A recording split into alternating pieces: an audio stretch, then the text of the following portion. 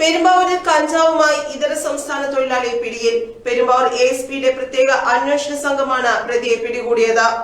West Bengal Murshidabad സ്വദേശിയായ 29 വയസ്സുകാരൻ എലം ഷേഖിനെയാണ് 1.300 kilogram കഞ്ചാവുമായി പോലീസ് പിടികൂടിയത്. രഹസ്യവിവരത്തെ തുടർന്ന് കുറച്ചു നാളുകളായി ഇയാൾ അന്വേഷണ സംഘത്തിന്റെ നിരീക്ഷണത്തിലായിരുന്നു. 500 രൂപ നിരക്കിൽ സിപ്ലോക്ക് കവറുകളിലാക്കിയായിരുന്നു വിൽപ്പന നടത്തിയിരുന്നത്.